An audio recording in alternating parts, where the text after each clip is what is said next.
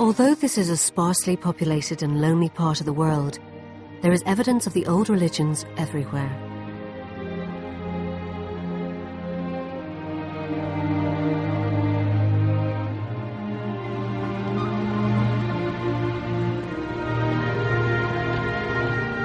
After much thought, Christine has decided to risk further criticism and take the bull by the horns over the witchcraft issue. She's decided to go down and meet the people at the museum on their home ground.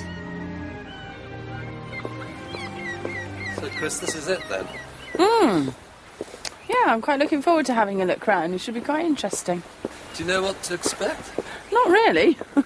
Not really. As I said, I don't really know very much about the history of witchcraft or witchcraft currently or anything at all. So, yeah, it'd be interesting.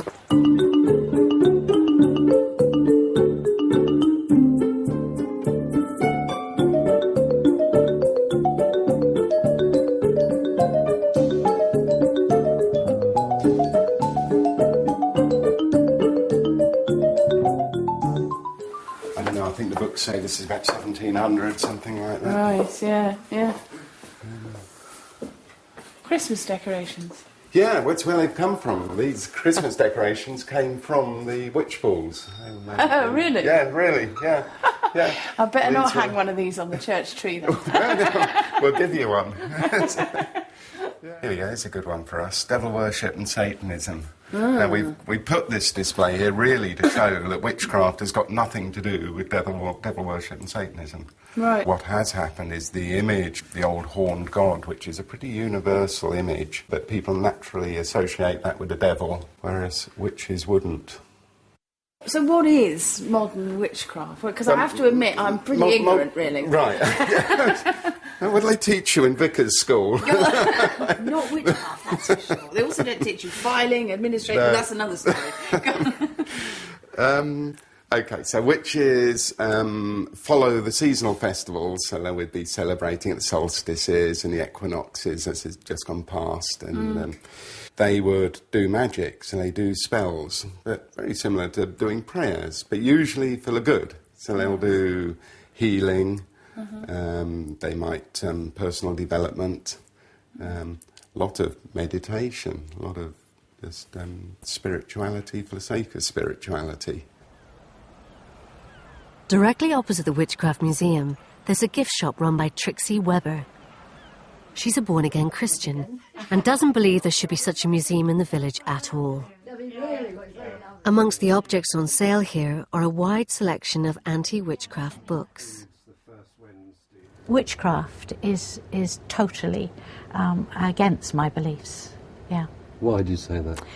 Well, because God said in the Bible it's an abomination to him. He said, anyone practicing witchcraft or the occult or spiritist or whatever, it's not what God planned.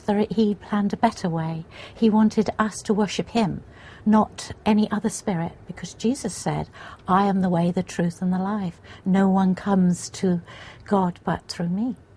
But Graham over there says that there are good witches and that witches are often a path for goodness. How can there be? How can there be? There's always cause and effect, yin-yang they say, darkness and light. If there are good witches, who's the spirit they're worshipping? Because it isn't God. Because God says no to witchcraft. I mean, one of the problems we've got is that historically all the records of witchcraft from the trials, and the trials were, of course, all rigged anyhow, I mean, a lot of the people that were hung or burnt were perfectly innocent, as is obvious nowadays. So, we're looking back to the burning times when they were slaughtering witches for their beliefs, and, in fact, quite often for beliefs they didn't have. Yeah. But no, that's ridiculous. I think anybody that knows me or people in the village, I hope very few people would consider me evil. Yes. And people involved in paganism and witchcraft aren't evil, it's just daft. So, back at the rectory, what's Christine's verdict on the presence of so-called witches in her parish? She's been chatting over what she's discovered with Brett over the washing up. There's a very strong awareness of God being present in everything, in the earth, in the things of nature, and all of those kinds of things. And obviously, from what I understand, there's an element of that in witchcraft. But there's a different way of expressing it. So whereas as a Christian, you know, for me, God, yes, is in everything, but the way to discover God is through Jesus. Somebody else might be aware of God, the one God, but might perhaps relate it as discovering in a different way, as seeing different gods in different things of the earth, rather than just the one God. They could be worshipping a similar deity, is that what you mean? I think so. It could be sort of the same thing done by different methods. I think so. I think it's an awareness. You know, we all have awarenesses of God in different ways, and some people perhaps haven't discovered the way to God, which for me, obviously, as a Christian, is through Jesus. But still have a sense of God. Well, I take very seriously that there's priest in charge here. I mean, it's in the licensing service that I have been given the cure of souls of all the people in these parishes. And so that's got to mean everybody, not just those who come to church.